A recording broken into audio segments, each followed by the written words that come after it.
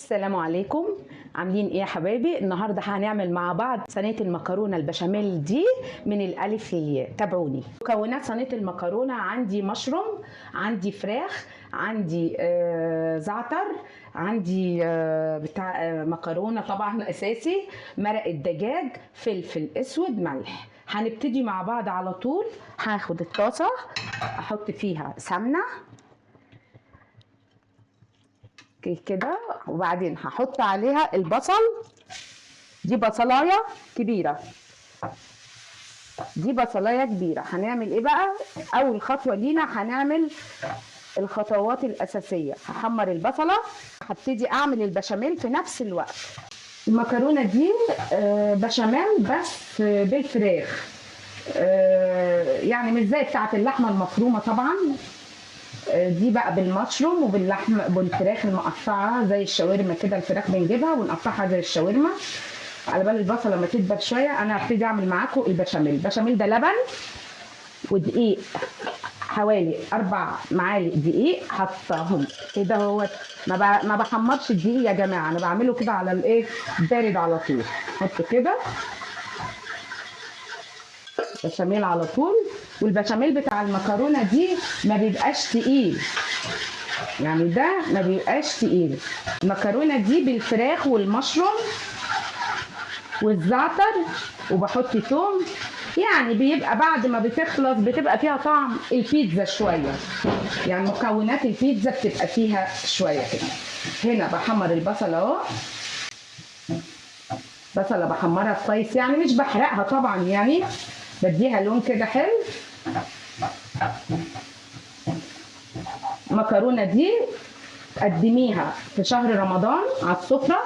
ممكن تقدمي معاها كفته بانيه، تقدمي معاها فراخ بانيه او لحمه بانيه، وبتبقى صنف حلو قوي قوي في العزومات.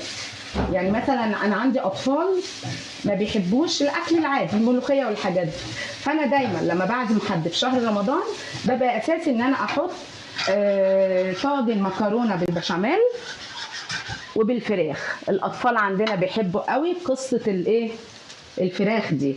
ادي الفراخ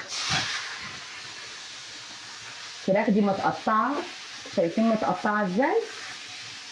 يعني مش عاملاها مفرومه. على فكره كمان انا اقدر اعملها زي اللحمه المفرومه. بجيب الفراخ اغسلها كويس وبعدين اصفيها كويس قوي، وبالكبه بضربها زي اللحمه المفرومه، وبرده بعصجها وبحط طماطم. بس انا الصينيه اللي هعملها لكم النهارده دي ما فيهاش طماطم، دي زي النجريسكو شويه كده. شايفين الفراخ بقى كده ايه؟ هتنزل ميتها. هدي الفراخ هنا ايه؟ هدي الفراخ شويه فلفل اسود عشان نمنع اي زفاره. هقلبها بقى كويس كده. ما بحطش ملح وما بحطش اي حاجه من الحوادق الا لما الفراخ تستوي شويه، عشان ما نشفش الفراخ. لو حطينا ملح الفراخ نفسها هتنشف. خلاص. هنا معايا البشاميل اهو هيبتدي يجمد. هحط ايه على البشاميل؟ هحط قلبين مرقه، هحط حبه من الثوم. الثوم ليه بقى؟ الثوم ده هيديني طعم البيتزا. ليه بقى يديني طعم البيتزا وانا بعمل ليه كده؟ الاطفال عندنا بيحبوا اصلا البيتزا، فلما هيلاقوا المكرونه دي فيها طعم البيتزا هيحبوا ياكلوها. طيب هحط ايه كمان؟ هحط زعتر بس لما البشاميل يستوي. يعني اول البشاميل ما يستوي هنزل عليه بشويه زعتر. والله انتوا بقى لو دقتوا الطبق ده هيعجبكم جدا جدا في العزومات في شهر رمضان الكريم. هيبقى حلو جدا جدا جدا. وممكن سفرتي في رمضان احط المكرونه واحط فراخ زي ما قلنا بانيه او كفته بانيه، ومعاهم طبق سلطه والتورشي طبعا. ده ممكن يبقى يوم حلو قوي كده في الاكل، ومعاهم طبعا شوربه لسان عصفور او كده. هنا الفراخ خلاص اخدت اللون اللي انا عايزاه. هنزل عليها بشويه زعتر، ونفس الحكايه الزعتر في البشاميل. البشاميل خلاص استوى اهو. طيب هعمل ايه تاني في البشاميل ده؟ هعمل خطوه حلوه قوي. هحط عليه شويه كريمه. الكريمه دي قشطه على فكره كده، عشان يديله طعم حلو. وفي نفس الوقت هحط كمان شويه مثلا ممكن احط جبنه موتزاريلا. احط الجبنه الموتزاريلا في الاخر. عندي المشروم انا جايباه وغسلاه، يعني مش غسلاه، مسحاه. هحطه على الفراخ خلاص كده اهو. طيب خلاص انا هنا هحط ايه؟ هحط المشروم. هينزل شويه ميه، يعني المشروم اصلا من الانواع اللي فيه سوائل فهتنزل كده. عندي المشروم والفراخ اهوت كده. هنا بقى الخطوه اللي انا عايزه ايه؟ اسوي المشروم. هنا هروح موطيه النار شويه. هنا البشاميل خلاص خلص. خلاص احنا كده خلصنا مكوناتنا الاساسيه اللي استوت على النار. هنيجي بقى نعمل ايه؟ هنبتدي نعمل صينيه المكرونه. طيب بسم الله الرحمن الرحيم. هنبتدي اخد شويه من البشاميل. انا عايزاكم تجربوا يا جماعه الوصفه دي وتقولوا لي رايكم فيها ايه.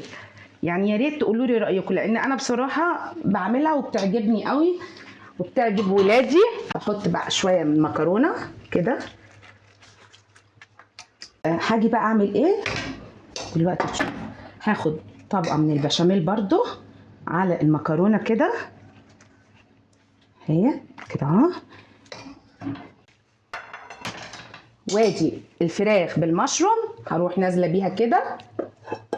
خد بقيه المكرونه انزل بيها. افرد المكرونه كويس.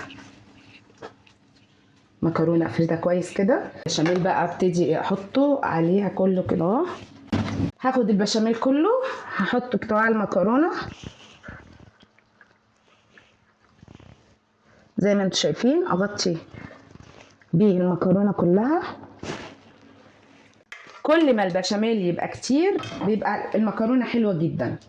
دي بقى اللي ايه بتخلي العيال يبقوا مبسوطين وياكلوها ويبقوا فرحانين بيها كده ومبسوطين. ادي المكرونه الجبنه. هحط الجبنه كده خلاص كده اهو. بعملها كده عشان الجبنه تمسك في البشاميل. خلاص. والله لو تشموا ريحتها تجنن تجنن، تبقوا عايزين تاكلوها كده اصلا. في ناس اصلا بياكلوها كده، يعني ممكن ايه. بس طبعا انا علشان حاطه المشروم لازم انها تخش الفرن وتاخد وقتها كمان في الفرن شويه. لازم نمسحها كده عشان لما ندخلها الفرن ما تتحرقش وتبقى كمان منظرها نظيف. يا ريت تقولوا لي بقى شكلها عجبكم. ارجع لكم تاني بعد ما تخلص ان شاء الله. وبس. وكانت دي صينيتنا الجميله النهارده. ولو عجبتكم ما تنسونيش في لايك وشير، وانزلوا دلوقتي اشتركوا في القناه. شكرا لكم.